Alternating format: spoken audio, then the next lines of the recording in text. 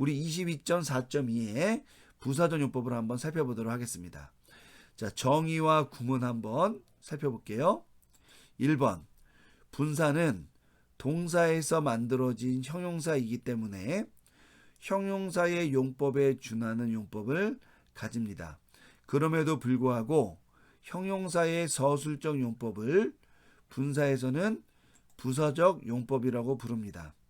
이는 형용사의 경우 주격 형태에서만 요 용법, 쉽게 말하면은 이 어형, 구문, 성수격에 일치하는 명사가 있고 형용사 앞에는 관사가 없는 형태, 이렇게 등장을 해서 이것이 이제 서술적 용법으로 사용되는 경우에는 항상 주격일 경우에만 그것이 적용이 된다 이거예요. 그래서 주어가 어떻다라고 이다동사로 서술을 해주기 때문에 우리가 서술적 용법이라고 이야기하는데, 반면에 분사의 경우에는 주격은 물론 다양한 격 형태에서도 이 부사적 용법이 적용될 수 있다라는 거예요. 그렇기 때문에 우리가 어떤 책에서는 이 용법을 그냥 분사의 서술적 용법이다라고 쉽게, 그러니까 형용사 용법과 비교해서 쉽게 설명하는 경우도 있지만, 그거는 그냥 편의에 따라 그렇게 부르는 것이지 엄밀하게 말하면 부사적 용법이라고 말하는 것이 적당하고요. 그 이유가 이제 주격에만 제한되지 않으면서 동시에 의미가 시간, 이유, 조건, 양보, 부대 상황, 수단, 방법, 목적 따위들을 이제 나타나는, 그러니까 쉽게 말하면 이 주동사의 이 주절의 의미와 관련해서 이 분사가 부사적으로 사용될 때 이런 의미로 주동사의 의미를 보충해 주기 때문에 이거를 서술적 용법이라고 부르지 않고 이제 부사적 용법이라고 부른다, 이렇게 여러분에게 말씀을 드리는 거예요. 그러니까 여러분이 어떤 교재들을 볼 때 분사의 서술적 용법이 나왔다 이렇게 얘기하면은 그것은 이제 편의상 그 명칭을 붙인 거라고 이해하시고 그거의 기능은 이제 부사적이다라고 이해하라는 겁니다. 2번 보겠습니다. 부사적 용법은 분사가 성수격이 일치하는 명사와 함께 등장하고 명사에는 관사가 있으나, 물론 그렇지 않은 경우도 있겠죠. 분사 앞에는 관사가 없는 경우, 쉽게 말하면 관사의 지배를 받지 않는 그런 경우의 용법을 말합니다. 이때 분사가 서술적 위치에 놓여 부사적 용법으로 사용되었다고 말합니다. 크게 두 가지 형태가 만들어질 수 있겠죠. 일형에서 분사 그리고 관사 명사예요. 이 경우에는 명사 앞에 관사가 있지만 분사 앞에는 관사가 없는 형태가 있죠. 그죠? 이형도 마찬가지입니다. 관사 명사 분사. 분사 앞에는 관사가 없어요. 여러분, 어떤 분들은 여기 보면은 분사 앞에도 관사가 있는다라고 이해하는데, 중요한 건 이게 아니고 관사와 명사는 짝이에요. 그렇기 때문에 분사 앞에 관사가 나오려면은 적어도 분사가 관사와 명사 사이에 들어가거나 성수격이 일치하는 관사를 하나 더 앞에 따로 가져야 됩니다. 그래서 요 2번 같은 경우에도 사실은 이제 분사 앞에 관사가 없는 거라고 여러분이 보시면 됩니다.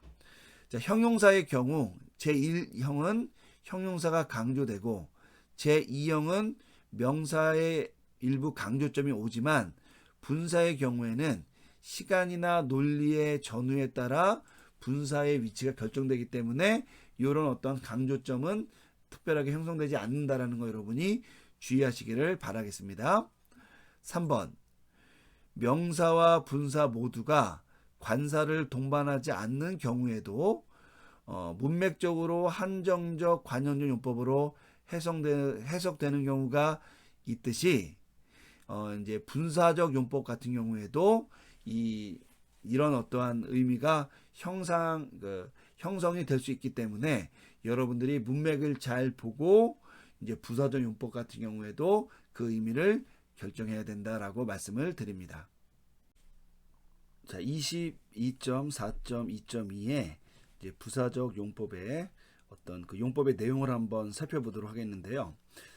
우리 부사적 용법이라는 것이 우리 위에 살펴봤듯이 이렇게 여러 가지 방법으로 이렇게 문장에서 해석이 되는데 이런 여러 가지 용법 중에 이 부사절 용법을 어떻게 이해할 것이냐의 문제는 사실은 많은 경우에는 문맥에 의존합니다. 그렇기 때문에 사실은 이 문맥을 파악하는 것을 전제 조건으로 하면서 공부하되 보다 더 중요한 것은 이 부사적 용법이 사용될 때 어떻게 그것이 조건절로 사용될 수 있느냐, 어떻게 조건절로 해석되어지느냐, 이 부분이 굉장히 조금 우리가 주의를 해야 될 부분입니다. 그래서 그 용법에 대해서 공부할 때 우선 그 부분부터 한번 살펴보고, 그리고 나서 이 각각의 어떤 쓰임새를 한번 보도록 하겠습니다. 자, 1번. 분사가 성수격이 일치하는 명사와 함께 등장하여 주문장의 종속조를 이룰 때 분사와 성수격이 일치하는 명사는 그 격 형태와 상관없이 분사의 의미상의 주어가 된다. 이게 첫 번째입니다. 그러니까 부사절 용법이 될 경우에는 분사와 성수격이 일치하는 명사가 그 분상의 의미상의 주어가 된다는 거예요. 여러분, 의미상의 주어라는 것은 뭐냐면은 문법적 주어가 아니라, 이제 문법적으로는 우리가 주어는 주로 주격에 의해서 만들어지잖아요. 우리말로는 은는 이가가 붙어서 만들어지는데, 예를 들면 속격, 역격, 대격형 명사와 이 분사의 속격, 역격, 대격형이 일치할 수 있잖아요. 그러니까 꼭 주격만 분사와 일치하는 건 아니잖아요. 그런데 만약에 이 분사가 속격, 역격, 대격에 있는 명사와 성수격이 일치하면서 분사 앞에 관사가 없어서 부사적 용법이 될 경우에, 그때 이제 해석하는 방법이 뭐냐면, 성수격이 일치하는 명사가 그 격이 무엇이 있는지 상관없이 그것이 이제 분사의 의미상의 주어가 된다는 거예요. 그래서 해석할 때 그 명사가 속격이더라도 무엇은 뭐 대격이더라도 무엇이 이런 식으로 주어로 해석하고, 그 다음에 그 분사는 그 명사의 동사로 해석을 합니다. 그러니까 여러분, 일반적으로 분사의 어떤 용법은 분사의 용법은 형용사처럼 사용돼서, 예를 들면 뭐 푸는 사람, 풀리는 사람, 이렇게 우리가 한정적 용법처럼 일반적으로 생각을 많이 하는데, 부사적 용법일 경우에는 그렇게 보지 않고 이 의미상의 주어가 되고 성수격이 일치하는 명사가, 그리고 분사는 그 의미상의 주어가 된 명사의 동사로 해석한다는 거예요. 그 이후 주동사와의 관계를 고려해서 분사를 시간, 이유, 조건, 양보, 부대 상황, 수단, 방법, 목적 등 이런 것들 중에 하나의 의미를 선택해서 이제 조건, 그 부사절을 만들면 된다 이겁니다. 한편 분사에 따른 문장 성분들, 뭐 목적어나 전치사 구등 같은 게 동반될 수 있겠죠. 이런 것이 동반될 때에는 이제 그 조건, 부사절을 만들 때 이제 그 부사절 안에서 이제 이 동사, 그러니까 분사가 동사화 됐잖아요. 이제 그것을 고려해서 이제 함께 사용하면 되고요. 이유, 그러니까 우선은 그렇게 해서 분사를 해석한 다음에 이제 그 성수격 일치하는 명사는 주문장 속에서 이제 다시 해석을 하면 된다라는 겁니다. 그러니까 사실은 이 분사와 성수격이 일치하는 명사는 우선은 분사의 의미상의 주어가 되는 그런 기능으로 한번 해석이 되고, 그 다음에 원래 그것이 또 주문장 안에 포함이 되어 있기 때문에 주문장의 동사와 함께 해석이 한번 더 된다, 그렇게 이해하시면 되겠습니다. 자, 그래서 우리 한번 능동태 주격형 분사의 예를 한번 보도록 하겠는데요. 자, 우리 아까 나왔던 우리 문장과 유사한 문장인데 약간 변형을 했습니다. 리온 돈 둘론 호큐리오스 레게이 또 휘오, 이렇게 됐어요. 자, 이 경우에 이 앞에 나오는 요 리온이 우리가 분해해 보면 얘는 현재 능동태 분사 남성 단수 주격형이죠. 자, 그런데 이 경우에는 이 분사 앞에 관사가 있어요, 없어요? 없죠. 자, 우선 이걸 염두에 두고 그럼 남성나도 주격이 어디 있느냐? 요 명사와 요 분사가 일치하는데 이 명사 앞에는 관사가 있는데 분사 앞에는 관사가 없어요. 여러분 이걸 무슨 용법이라고 했냐면 분사의 부사적 용법이다. 이렇게 된 거죠. 그럼 여러분 부사적 용법을 어떻게 해석하느냐? 요걸 염두에 두라 그랬죠. 그래서 여기다 한번 써보면 1번 첫 번째는 성수격이 일치하는 명사를 의미상의 주어로 삼는다. 이게 첫 번째예요. 그럼 여러분 성수격이 일치하는 명사가 요 명사잖아요. 그죠?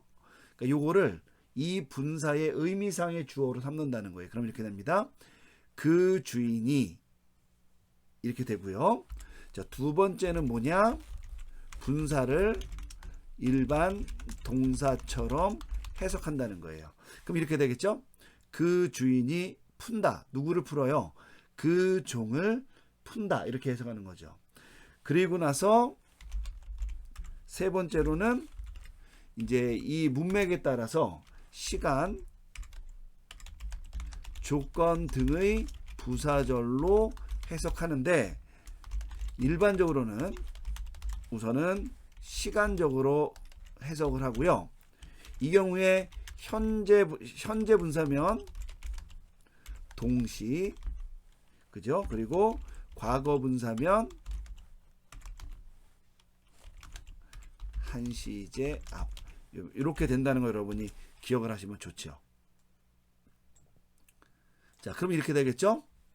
이것이 현재 분사니까 그 주인이 그 종을 풀고 있는 동안 혹은 푸는 동안에 이렇게 되는 거예요. 그럼 여러분 어디까지 해석한 거냐면 요 분사와 분사에 딸려 있는 요 명사까지 해석을 한 거예요. 자, 우리가 사실은 요 큐리오스라는 단어도 번역을 했지만 이것은 이 분사의 의미상의 주어가 된 것이지 얘는 아직 주문장과 함께 또 해석이 돼야 되잖아요. 바로 그 점을 얘기하는 겁니다. 그래서 요거의 의미상의 주어이니까 그 주인이 그 종을 푸는 동안에 분사 끝. 그러고 나서 다시 그는 혹은 그 주인은 레게이 말한다. 누구에게? 또 히오 그 아들에게 말한다. 이렇게 해석하면 된다는 겁니다. 여러분 이 경우에 요 의미상의 주어 있잖아요. 성수격 일치하는 이 명사가 의미상의 주어가 되고 분사가 동사가 된 다음에 기본적으로는 시간적으로 해석을 해봐라. 뭐 이거는 그냥 여러분 뭐 그 주인이 그 종을 풀어주고 있기 때문에라고 이렇게 이유로 해석할 수 있어요. 그러니까 그거는 문맥에 따라 달려 있는 것이고 우선은 시간적으로 해석한 다음에 이 분사와 성수격이 일치하는 요 명사는 다시 한번 요 레게이라는 명사랑 레게이라는 동사랑 함께 다시 한번 번역이 돼서 두 번 번역이 되는 이런 어떤 현상을 갖고 있다라는 걸 여러분이 기억하시라는 겁니다. 자, 우리 밑에 보면 수동태 역격형의 예가 있는데요. 여러분 이것은 또 우리 앞에 나온 그 주격 형태보다는 조금 어려우니까 한번 같이 읽어보고 또 한번 설명을 해보도록 하겠습니다. 헤규리아 레게이 또 휘오 리 오메노 휘뽀뚜 둘루 이렇게 됩니다.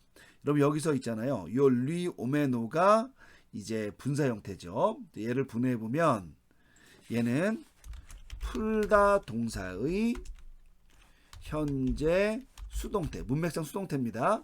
분사, 남성, 단수, 역격이에요. 자, 그럼 여러분 분사는 동사의 분사는 동사에서 만들어진 형용사니까 성수격이 일치하는 명사를 찾아야 되는데 그것이 어디 있느냐? 바로 휴오죠. 요 앞에 있습니다. 자, 휴오 앞에는 관사가 있는데 분사 앞에는 관사가 있나요? 없나요? 없죠.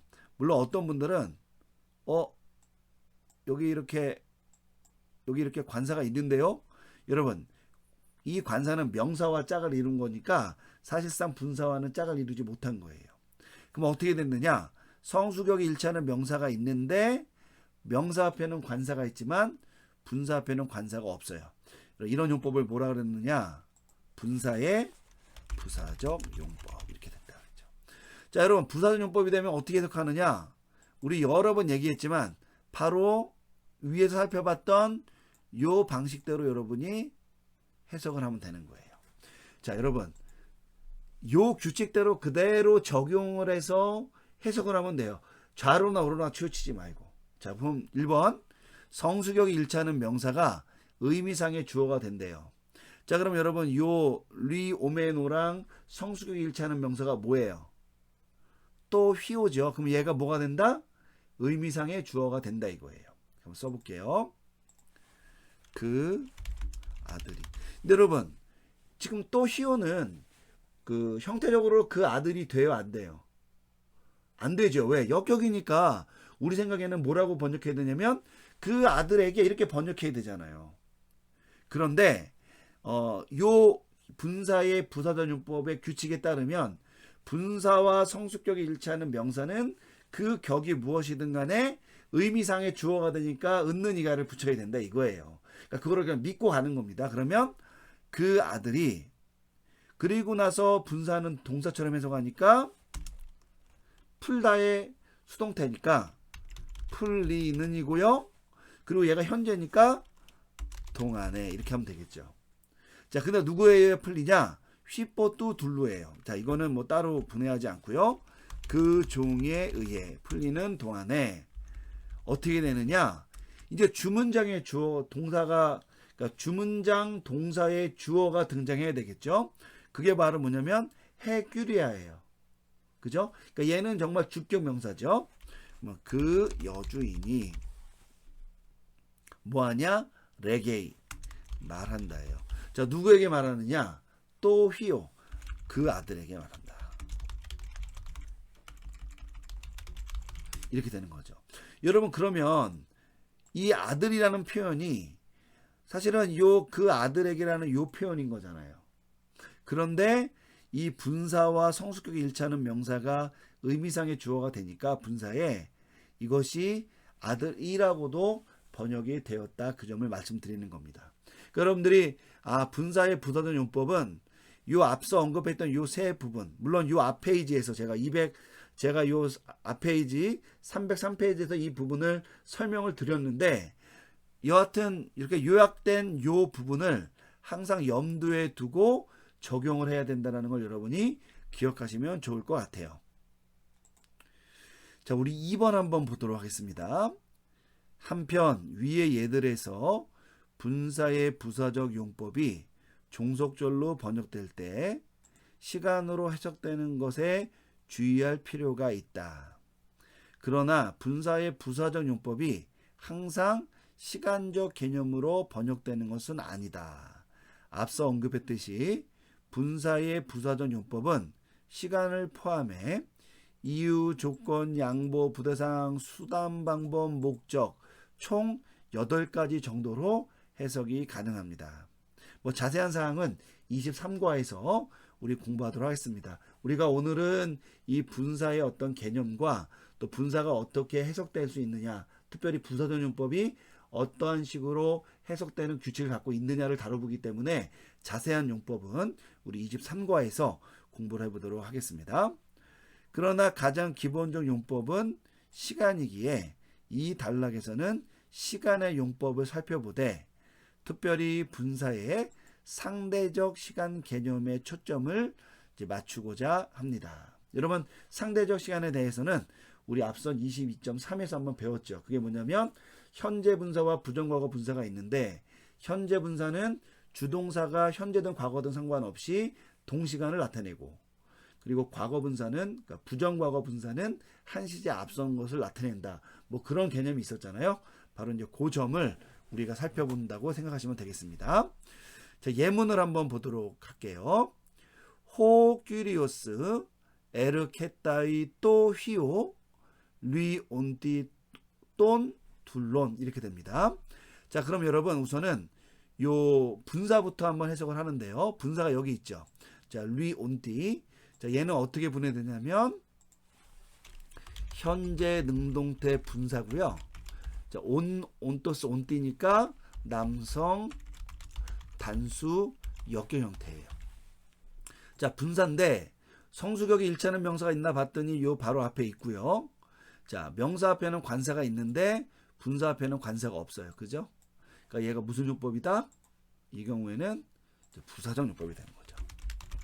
자, 그러면 부사적 용법은 누차 반복하지만 바로 이렇게 해석을 하면 되는 겁니다. 이렇게. 이걸 염두에 두세요.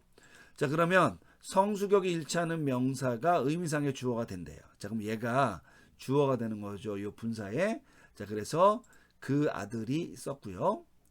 자, 그러고 나서 요 분사가 이제 동사처럼 해석을 하는 겁니다.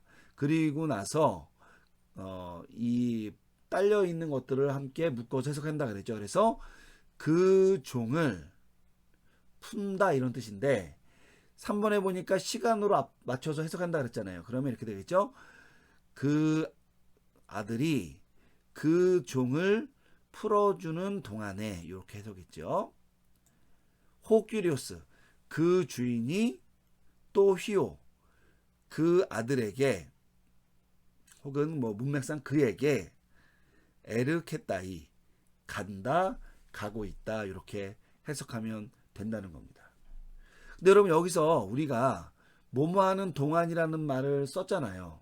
이것이 뭘 의미하냐면 요 현재 분사가 이 주동사의 현재형 에르케따이와 동시 시간을 나타낸다. 그 이야기를 한다는 겁니다. 그래서 주동사 에르케따이는 현재형이다. 분사 리온띠 역시 현재형인데 현재 분사는 주동사의 시제와 동일한 시간을 나타내므로 분사 리온띠는 이 문장에서 현재 사건을 지시한다 이렇게 이해가 된다는 거예요. 그런데 그렇지 않은 경우도 있어요. 꼭 현재 분사라고 해서 현재 시간만 나타내는 것이 아니라는 겁니다. 우리 밑에 얘가 이제 그런 건데요. 한번 우리 읽어보고 해석해 보겠습니다. 호 큐리오스 엘텐 또 휘오 리온띠 돈 둘론이에요. 여러분 위의 문장과 비교해서 한 가지 차이점은 뭐냐면은 밑에 문장에서는 제가 에르케따이 대신에 이 가다 오다 동사의 부정과거 능동태 직설법 단수 3인칭을 썼다는 거예요. 그러니까 여기에서는 현재형을 썼는데 이 경우에는 이제 부정과거형을 썼어요. 그거 외에는 다 똑같습니다. 그럼 이렇게 되죠. 의미상의 주어가 되겠죠. 요 성수격이 일치하는 명사가 그럼 이렇게 됩니다. 그 아들이 그 종을 풀어주는 동안에 현재 분사니까 뭐뭐 하는 동안에잖아요. 풀어주는 동안에 누가 호큐리오스 그 남주인이 또 휘오 그 아들에게 엘텐 여러분 엘텐은 부정과거니까 같다 이렇게 해석하면 되잖아요. 자, 이 경우에 여러분 요 동안이라는 요 표현이 이 같다라는 이 표현과 더불어서 사용됐기 때문에 요것이 우리한테는 우리의 눈에 보기에는 현재 형태로 번역이 됐지만 사건 자체로는 과거 사건이라는 거를 이제 말해주잖아요. 그래서 바로 이런 것들이 분사의 부사적 용법에서 이 분사 형태가 상대적 시간의 개념을 갖는다. 그러니까 이게 주동사의 어떤 그 시제 형태에 따라서 이것이 언제는 현재가 되고 언제는 과거 시제를 나타내고 이렇게 상대적인 개념을 갖게 된다는 것 바로 그 점을 이야기하는 겁니다. 근데 여러분 우리가 이렇게 공부하고 났더니 이게 굉장히 뭐라 그럴까 생소하지 않죠. 그 이유가 있어요. 우리 3번에 보면은 이 상대적 시간 개념이 우리 한국어에도 있는데 한번 보겠습니다. 현재형이면서 현재 시제를 나타내는 이런 예가 있어요. 잘 보세요. 나는 전화하면서 집에 간다. 여러분 집에 가는 것은 그러니까 현재잖아요. 그러면 전화하는 거는 현재예요, 과거예요? 전화하면서니까 현재죠. 자, 그런데 동일한 형태를 이렇게 한번 써봤습니다. 나는 전화하면서 집에 갔다. 자, 그러면 집에 갔다라는 건 과거예요. 그러면 전화한 거는 현재예요, 과거예요? 그쵸, 여러분. 현재 전화하고 있는데 어저께 간 거는 말이 안 되잖아요. 이거는 뭐 타임머신이나 타야 가능한 일인데 사실 그때도 거의 불가능하죠. 그죠? 그러니까 전화하면서 집에 갔다라고 얘기할 때 이 전화하면서라는 요 표현, 요게 이제 엄밀히 말하면 부대 상황 같은 건데 요것이 비록 현재 형태로 되어 있지만 동사가 갖다가 됨으로써 주동사가 갖다가 됨으로써 이것이 과거 시제를 나타내게 되잖아요. 그러니까 우리말은 이미 이런 어떤 우리 한국 사람들은 이런 표현에 이미 좀 익숙하다 보니까 이 분사의 이런 상대적 시간 개념이 크게 어렵지는 않습니다. 문제는 분사가 어떻게 부사적 용법으로 사용되면서 문장, 그러니까 종속절의 어떤 문장을 이렇게 형성하느냐, 어떻게 해석하느냐, 이것이 어려운 주제로 남아 있다는 거예요. 그래서 여러분들이 요 개념도 한번 잘 기억을 해야 되지만 여전히 요 앞에서 살펴봤던 우리 304쪽에 있는 내용 그리고 또 303쪽에 나타난 개념 부분을 여러분이 반복적으로 읽고 이해할 것을 제가 권면해 드립니다.